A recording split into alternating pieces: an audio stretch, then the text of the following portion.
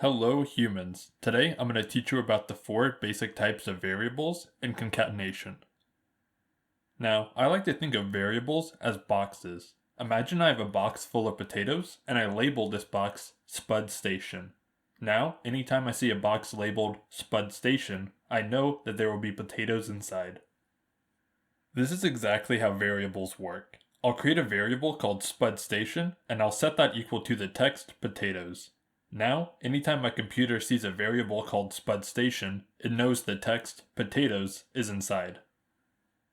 To prove this, we can use the print function to print Spud Station.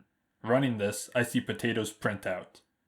Because I defined Spud Station as being equal to potatoes, when I tell my computer to print Spud Station, it looks inside the box and prints out what's inside.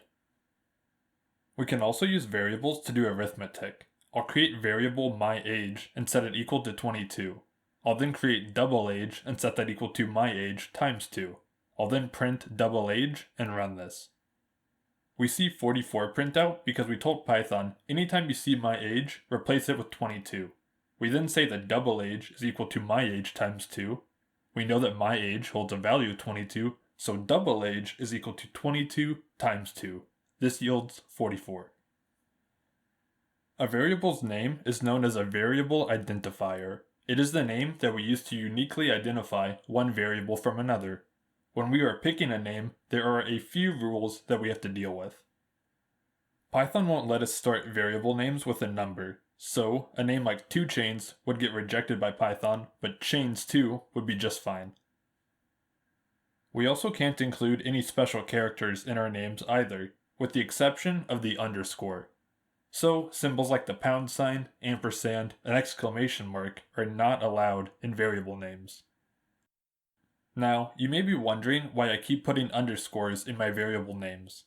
That's because I like to use snake case. Snake case means that I write my variable names in lowercase, and if I have multiple words in the name, I separate each one with an underscore. This doesn't change the functionality of my code, it just makes it easier to read. Another common case you'll see is camel case.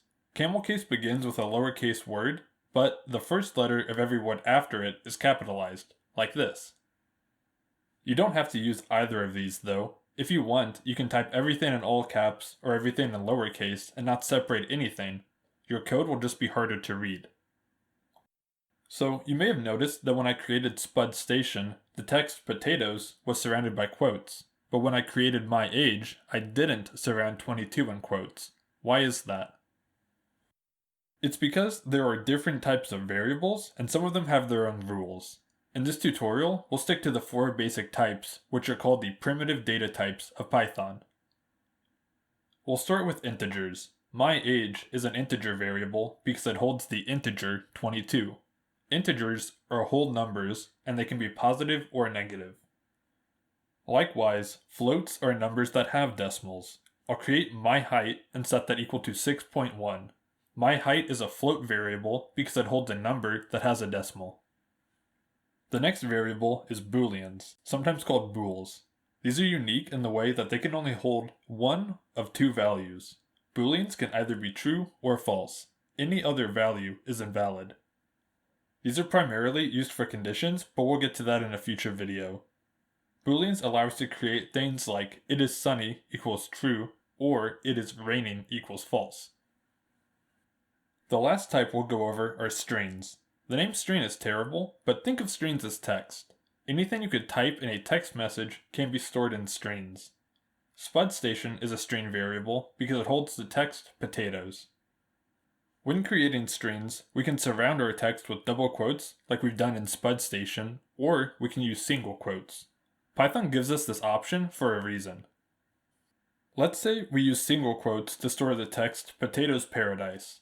The apostrophe in our text is being seen as the closing single quote, leaving S and paradise out of the string. This means Python will try to interpret S paradise as code, which will crash our program. To fix this, we swap our initial single quote with double quotes, and now Python will run without issue. Likewise, if we wanted to store the text, Kyle said, coding is great, then we would need to use single quotes to start and stop our string, so the double quotes within our message won't mess up our code. Now, you may think that if strings can store anything I can write in a text message, then I should just use them for everything. I can type the number 22 in a text message, so can't I just create my age and set it equal to the string 22? We can do that, but there will be unintended consequences for this. Let's create double age again and set it equal to my age times 2. Now, when I print double age and run this, I see 2222 print out, not 44. This is because Python handles math differently based on the type of variable we give it. When we multiply a string by 2, Python repeats that string twice. This is where concatenation comes in. Concatenation is a giant word for a simple concept. It's the act of adding strings together. Let's create first name, which equals John, and last name, which equals Smith. If I create full name and set that equal to first name plus last name, followed by printing full name, then when I run this, I'll see John Smith print out. When we add, aka concatenate strings together, we smash them together like this.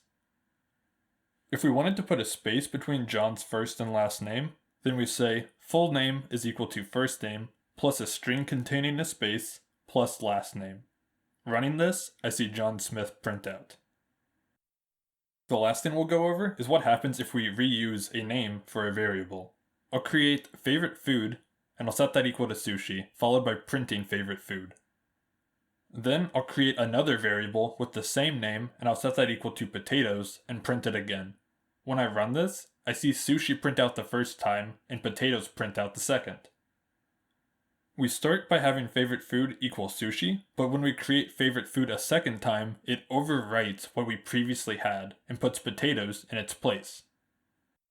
Today we learned about the 4 basic types of variables, as well as concatenation and how to overwrite existing variables. A big thank you for liking, subscribing, and ringing that bell. Comment below with suggestions for future videos, and I will see you in the next one.